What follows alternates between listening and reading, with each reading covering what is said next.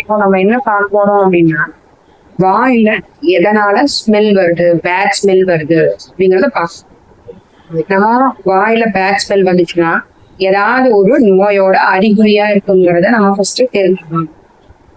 நம்ம ஃபர்ஸ்ட் என்ன பண்ணுவோம் அப்படின்னா, வாயில பேட் ஸ்மெல் வந்துச்சு அப்படின்னா நம்ம ஃபர்ஸ்ட் மவுத்தை வந்து செக் பண்ணணும். மூத்துல ஏதாவது டெபாசிட் இருக்கா அப்படின்னு சொல்லி செக் பண்ணணும். மூத்துல டெபாசிட் இருக்கிறது அப்படிங்கிறது என்னன்னு பாத்தீங்கன்னா, அந்த டெபாசிட் வந்து கிருமிகள் தான். அந்த கிருமிகள் என்ன பண்ணும் அப்படின்னா கம்ஸ்ல வந்து ப்ராப்ளம் பண்ணிட்டே இருக்கும். அதாவது ரியாக்ஷன் நடந்துட்டே இருக்கும். அந்த ரியாக்ஷன்னால என்ன பண்ணுவோம் அப்படின்னா கம்ஸ் எல்லாம் வந்து ஸ்வெல்லன் ஆயிட்டு இன்ஃபெக்ஷன் ஆயிட்டு வாயில ஸ்மெல் வரும். அது நம்ம அதே ஜாஸ்தி ஸ்மெல் வருது அப்படின்னா வேற ஏதாவது சீல் குடிச்சிருப்போம். சீல் குடிச்சதோட சேர்த்து நமக்கு சொத்தையில ஏதாவது சாதம் பங்குது பண்ணுது அப்படின்னா நமக்கு வாயில ஸ்மெல் வரும். சொத்தையில சீல் குடிச்சதுனாலும் வாயில ஸ்மெல் வரும்.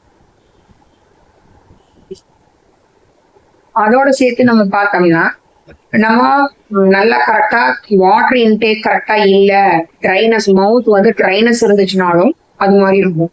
மவுத் ட்ரைனஸ் இருக்கிறதுனால நம்மளுக்கு ஸ்மெல் வரலாம். அப்புறம் பாத்தீங்கன்னா டங் வந்து நம்ம கரெக்டா கிளீன் பண்ணாத இருந்தோம்னாலே வாயில ஸ்மெல் வரும்.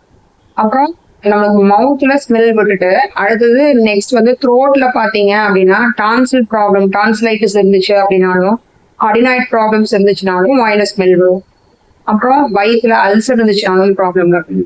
வயிறு கரெக்டா டெய்லியும் நம்ம சுத்தமாகாது இருந்துச்சு அப்படின்னாலும் ஸ்மெல் வரும். சைனசைட்டிஸ் ப்ராப்ளம் இருந்துச்சுனாலும் வாயில ஸ்மெல் வரும். இது மாதிரி விஷயங்கள்னால வாயில ஸ்மெல் வர்றதுக்கு சான்ஸ் இருக்கு.